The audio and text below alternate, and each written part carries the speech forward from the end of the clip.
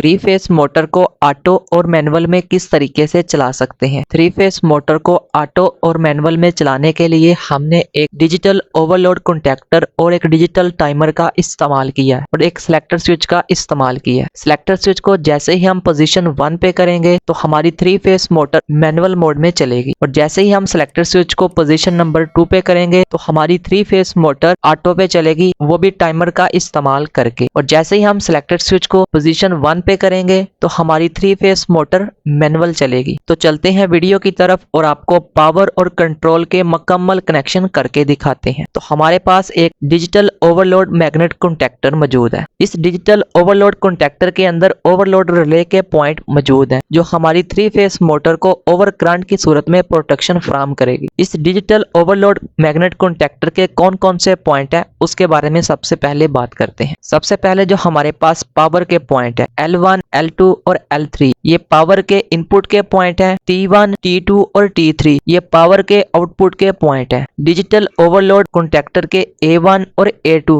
ये क्वाइल के पॉइंट है। 13 नंबर और 14 नंबर ये नॉर्मली ओपन पॉइंट है। 21 नंबर और 22 नंबर ये नॉर्मली क्लोज पॉइंट है। इसी तरह 31 नंबर और 32 नंबर भी नॉर्मली क्लोज पॉइंट है। 43 नंबर और 44 नंबर ये नॉर्मली ओपन पॉइंट है। और इसी तरह डिजिटल ओवरलोड कॉन्टैक्टर के अंदर जो रिले के पॉइंट है 95 और 96 number point normally close point है। 97 और 98 number point normally open point है। हमारे पास जो डिजिटल टाइमर है उसके कौन कौन से पॉइंट है। 1 नंबर और 2 नंबर इस डिजिटल टाइमर के क्वाइल के पॉइंट है। इसके ऊपर हम फेस और न्यूट्रल सप्लाई प्रोवाइड करेंगे। 4 नंबर कॉमन पॉइंट है। 3 नंबर NO पॉइंट है और 5 नंबर NC पॉइंट है। इस सर्किट के अंदर हम डिजिटल टाइमर के 4 नंबर 3 नंबर पॉइंट का इस्तेमाल करेंगे। तो एक हमारे पास सिलेक्टर स्विच है। तो सबसे पहले जो हमारे पास 3 पोल MCB सर्किट ब्रेकर है उसके इनपुट साइड पर हम 3 फेज सप्लाई को कनेक्ट करेंगे, रेड, येलो और ब्लू फेज को। 3 पोल MCB सर्किट ब्रेकर के आउटपुट पॉइंट से हम 3 फेज सप्लाई को लेकर डिजिटल ओवरलोड कॉन्टैक्टर के इनपुट के पॉइंट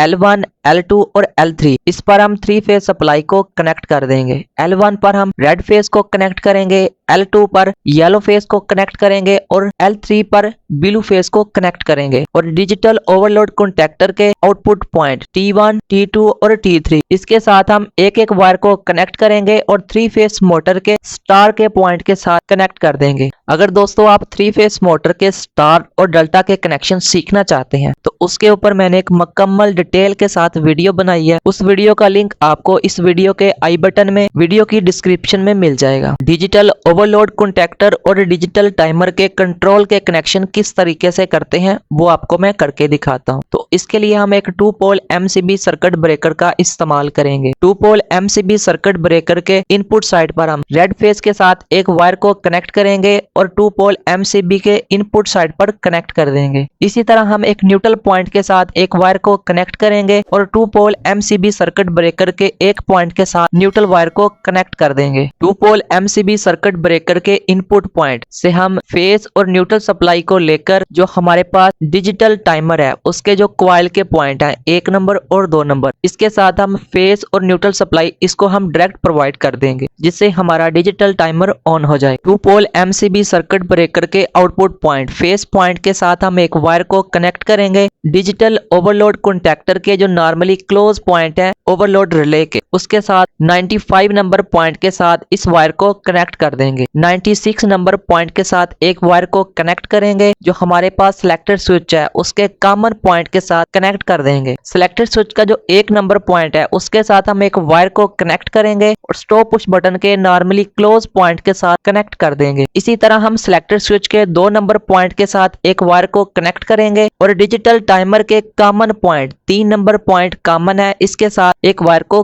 कनेक्ट कर देंगे। स्टॉप पुश बटन के नॉर्मली क्लोज पॉइंट के साथ एक वायर को कनेक्ट करेंगे और स्टार्ट पुश बटन के नॉर्मली ओपन पॉइंट के साथ कनेक्ट कर देंगे। स्टार्ट पुश बटन के नॉर्मली ओपन पॉइंट के साथ एक वायर को कनेक्ट करेंगे और डिजिटल ओवरलोड कॉन्टैक्टर के क्वाइल के A1 पॉइंट के साथ कनेक्ट कर देंगे। 2 पोल MCB सर्किट ब्रेकर के आउटपुट पॉइंट न्यूट्रल के साथ एक वायर को कनेक्ट करेंगे और वायर के दूसरे सिरे को डिजिटल ओवरलोड कॉन्टैक्टर के क्वाइल के A2 पॉइंट के साथ इस वायर को कनेक्ट कर देंगे। डिजिटल कॉन्टैक्टर को होल्ड करने के लिए हम होल्डिंग के कनेक्शन किस तरीके से करते हैं वो आपको मैं करके दिखाता हूँ। डिजिटल कॉन्टैक्टर के जो 13 नंबर और 14 नंबर नॉर्मली ओपन पॉइंट है, इसका इस्तेमाल करेंगे। A1 पॉइंट के साथ हम एक वायर को कनेक्ट करेंगे और वायर के दूसरे सिरे को 14 नंबर पॉइंट के साथ कनेक्ट कर देंगे। स्टॉप पुश बटन के दूसरे पॉइंट और स्टार्ट पुश बटन के पहले पॉइंट के साथ हम एक वायर को कनेक्ट करेंगे और वायर के दूसरे सिरे को डिजिटल कॉन्टैक्टर के 13 नंबर पॉइंट जो नॉर्मली ओपन पॉइंट है उसके साथ कनेक्ट करेंगे। तो इस तरीके से हमारे होल्डिंग के कनेक्शन भी मुकम्मल हो जाएंगे।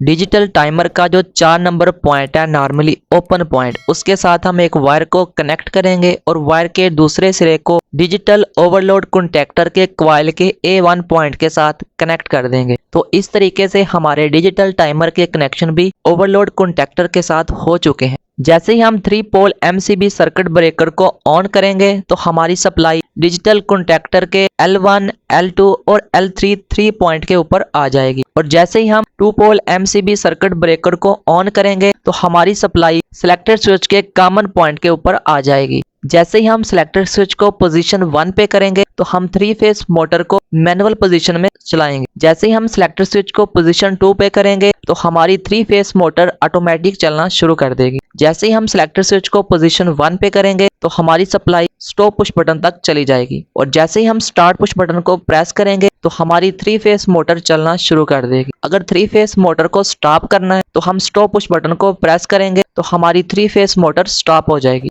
और जैसे ही हम सिलेक्टेड स्विच को पोजीशन नंबर 2 पे करेंगे तो हमारी 3 फेस मोटर ऑटोमेटिक चलना शुरू कर देगी। डिजिटल टाइमर के ऊपर हमने जितना टाइम सेट किया है उतनी देर तक हमारी मोटर ऑटोमेटिक चलती रहेगी और उतना टाइम गुजरने के बाद हमारी मोटर ऑटोमेटिकली ऑफ हो जाएगी। अगर हमने 3 फेस मोटर को मैनुअली चलाना है तो सिलेक्टेड स्विच को पोजीशन नंबर 1 पे करेंगे। अगर हमने 3 फेस मोटर को ऑटो पे चलाना है तो सिलेक्टेड स्विच को पोजीशन नंबर 2 पे करेंगे। तो ये वीडियो कैसी लगी है कमेंट करके लाजमी बताइए और इस वीडियो को लाइक कीजिए, शेयर कीजिए। अभी तक मियां इलेक्ट्रिक यूट्यूब चैनल को सब्सक्राइब नहीं किया तो चैनल को लाजमी सब्सक्राइब कीजिए। अगर दोस्तों आपके पास एक 10 किलोवाट की मोटर है और 10 किलोवाट की मोटर को हम स्टार डेल्टा स्टार्टर की मदद से चलाते हैं। अगर दोस्तों आप स्टार डेल्टा स्टार्टर के पावर और कंट्रोल के मुकम्मल कनेक्शन सीखना चाहते हैं तो उसके ऊपर मैंने एक मुकम्मल डिटेल के साथ वीडियो बनाई है। उस वीडियो का लिंक आपको वीडियो के एंड स्क्रीन में मिल जाएगा। तो आप दोस्तों ने इस वीडियो को देखने के बाद उस वीडियो को लाजमी देखना है।